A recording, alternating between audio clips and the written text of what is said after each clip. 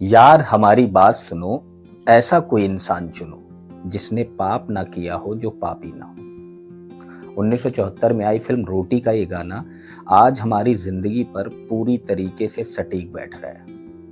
आप सोच रहे होंगे मैं ये बात क्यों कर रहा हूँ, इस फिल्म का जिक्र क्यों कर रहा हूँ। दरअसल इस फिल्म का ये गाना हमारी वास्तविक जिंदगी में चरितार्थ हो रहा है। आजकल लोगों की सबसे बड़ी समस्या जानते हैं क्या हो गई है? बुराई करना, एक दूसरे की कमी निकालना। और आज मैं इसी विषय पर बोलने वाला हूं, आपको कहानी सुनाने वाला हूं। सबसे पहले कहानी की शुरुआत करता हूं। बहुत समय पहले की बात है, दो दोस्त थे। उनका दोनों का एक ही काम था, आसपास जितने भी लोग रहते हैं सबकी बुराई करना। वो जिससे भी मिलते उनकी कमियां ढूंढने लग जाते हैं। यहां तक कि उन्होंने अपने माँ बाप तक को नहीं छोड़ा था। अपने पिता की बुराई करना, उनकी कमियां खोजना, उनसे बहस करना, अपनी मां को गलत ठहराना, उनका यही काम था। उनका इस विषय पे रिसर्च चल रहा था कि आखिर ऐसा कौन सा इंसान है जिसमें कोई बुराई ना हो। वो ढूंढ रहे थे। जब कोई इंसान उन्हें नहीं मिला तो उन्होंने कहा कि चलो अब जो है ना भगवान की बुराइयां ढूंढते हैं, ईश्वर की बुराइयों पे बात करते हैं।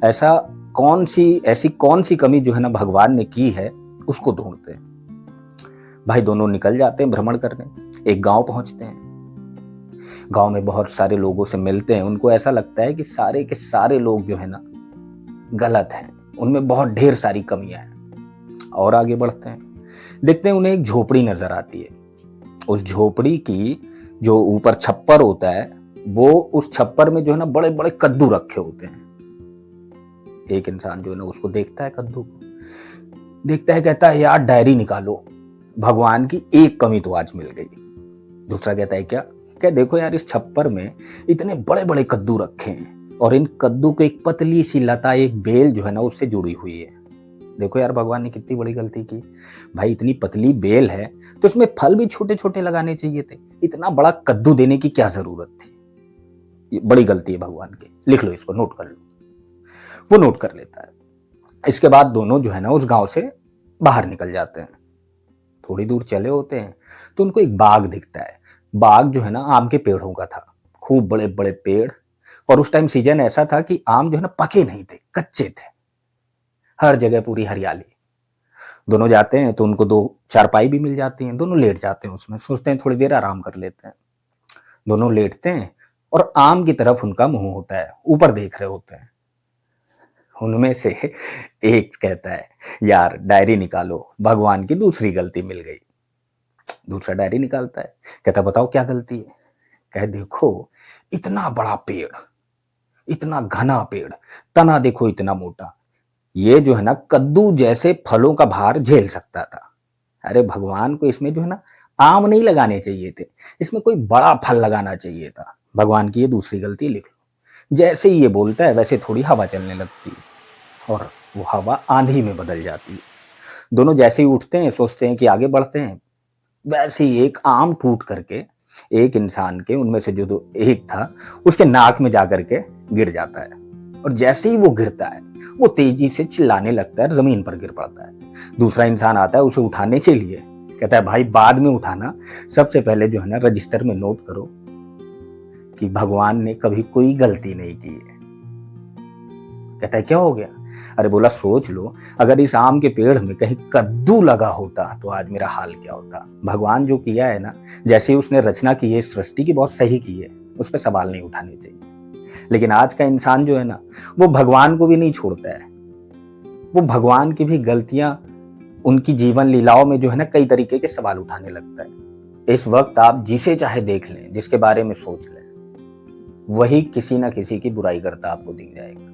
आप दफ्तर को ले लें, घर में ले लें, जहां पे भीड़ जमा हुई वहां आपसी बातें नहीं होंगी, वहां किसी की बुराई चल रही होगी, उसकी कमियों पर चर्चा चल रही होगी। आखिर हम ऐसा कर क्यों रहे हैं? हमें करना क्या चाहिए? चलिए इसके बारे में भी एक दूसरी जो है ना कहानी आपको सुनाता हूं, आपको समझ में आ जाएगा कि आपको लाइफ में करना क्या है।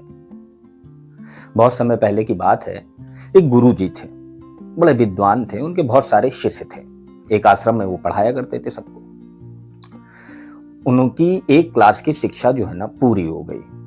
उन्होंने एक बालक को बुलाया, बोले आज तुम्हारी जो है ना शिक्षा पूरी हो चुकी है, गुरु दक्षिणा बाद में देना, उससे पहले मैं तुम्हें कुछ देना चाहता हूं, क्योंकि मैंने जैसा पढ़ाया तुमने वैसा ही कंठस्थ किया, तुम मेरे सबसे फेवरेट जो है ना स्टूडेंट हो।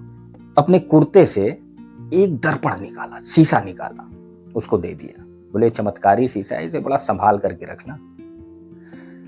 गुरुजी से पूछता है कि भाई इसमें क्या चमत्कार है? वो बोलते हैं ये शीशा जो है ना, जिसकी तरफ अगर हल्का सा कर दिया ना, ये शीशा उस इंसान की सारी बुराइयां, उसके कुकर्म, उसकी कमियां, सब कुछ आपको बता देगा, आपको दिखा देगा। शिष्य बड़ा प्रसन्न होता है, बोला भाई ये तो चमत्कारी चीज मिल गई। सोचता है इसको ट्राई करना है तो गुरुजी पे ही ट्राई कर लेते हैं। बात करते करते उसने शीशे को गुरुजी की तरफ कर दिया। बाद में जो है ना शीशे से पूछा कि भाई बताओ। उसने गुरुजी की बहुत सारी बातें बता डाली, उनकी कमियां, उन्होंने जो गलत काम किए उनके बारे में वृतांत बता दिया। शिष्य को बड़ा अफसोस हुआ कि यार भाई मैंने तो शिक्षा ही गलत इंसान से पाली, ये इंसान तो ठीक ही नहीं है, ये तो बहुत सारे इन्होंने गलत काम किए, मुझे लग रहा था कि ये जो है ना ईश्वर जैसे हैं। वो आगे बढ़ जाता है, बोलता है मुझसे गलती हो गई। अब वो जहां जहां जाता है वो अपना दर्पण निकाले, धीरे से दिखाए, इंसान के बारे में जान ले।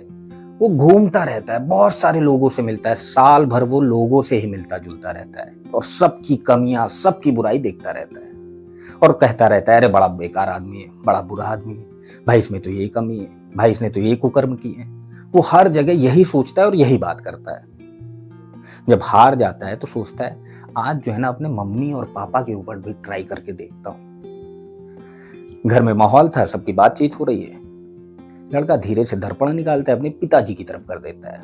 बाद में देखता है तो पता चलता है पिताजी ने भी बहुत सारी गलतियां की, जवानी में उनसे बहुत सारी गलतियां हुई हैं और उनमें भी बहुत सारी कमियां हैं। लड़के को बड़ा हर्ट होता है, उसे लगता है यार ये तो बड़ा, पिताजी मेरे यार इतने गंदे निकल गए, ऐसे उनमें इतनी सारी कमियां हैं। माँ जी की तरफ करता है धीरे से, माँ जी के बारे में देखता है, माँ में भी बहुत सारी कमियां थी, उनके अंदर भी कुछ दुर्विचार थे। वो जानता है, सोचता है बड़ा यहाँ पे तो जो है ना सब बेकार है, गुरुजी के पास चलता हूँ। वो गुरुजी के पास जाता है, गुरुजी से कहता है गुरुजी मैं तो त्रस्त आ गया, आप ये दर्पण रख लीजिए। बोले क्या हो गया? बोले जहां इसको दिखाता हूं मुझे कोई अच्छा आदमी ही नहीं दिखता है। गुरुजी हंसते, कहते बेटा तुमको पता है ये दर्पण मैंने क्यों दिया था? बोले गुरुजी क्यों दिया था? बोले दर्पण तुमको मैंने इसलिए दिया था कि सबसे पहले दर्पण में अपनी शक्ल देखोगे और अपने दुर्विचार, अपनी कमियों के बारे में सोचोगे। जब उनको जान जाओगे और उन्हें दूर करने में अपना समय व्यतीत करोगे। लेकिन तुमने किया क्या? 1 साल तक लोगों की कमियां देखते रहे, लोगों की गलतियां ढूंढते रहे, लोगों के बारे में गलत गलत बोलते रहे, जबकि तुमको ये नहीं करना था। शिष्य शर्मिंदा होकर के सर झुका लेता है। ये कहानी जो है ना आपके जीवन में इतनी बड़ी उपलब्धि ला सकती है, ये आप कभी सोच नहीं सकते हैं। इस कहानी को कई बार सुनिएगा आप, जब जब आपको लगे ना कि आप कुछ गलत कर रहे हैं, ये कहानी जरूर सुन लीजिएगा, आप समझ जाएंगे कि आपको करना क्या है। इंसान की आदत होती है बुराई करना, लेकिन ये आदत सबसे बुरी आदतों में से सबसे बड़ी आदत है। इस आदत को आपको ठीक करना होगा। आप किसी की बुराई नहीं करें, सबसे पहले खुद के बारे में सोचें, क्योंकि जब आप एक उंगली सामने वाले पे उठाते हैं ना, तो ये 3 उंगलियां आपकी तरफ होती हैं, आपको कह रही होती हैं पहले अपने बारे में देख लो, अपने बारे में जान लो, उसके बाद दूसरे की बातचीत करना। तो आज से आपको तो ये शपथ ले लेनी चाहिए कि आज से हम किसी की बुराई नहीं करेंगे। हम किसी के बारे में अच्छा नहीं बोल सकते हैं ना, तो बुरा भी नहीं बोलेंगे। लोगों की कमियां ही नहीं देखेंगे, उनकी अच्छाइयां भी देखेंगे। और ये जरूरी भी हो गया है। आप अपने आसपास अगर नजर दौड़ाएंगे तो आपको पता चलेगा ना फैमिली में किस तरीके से डिस्प्यूट हो रहा है।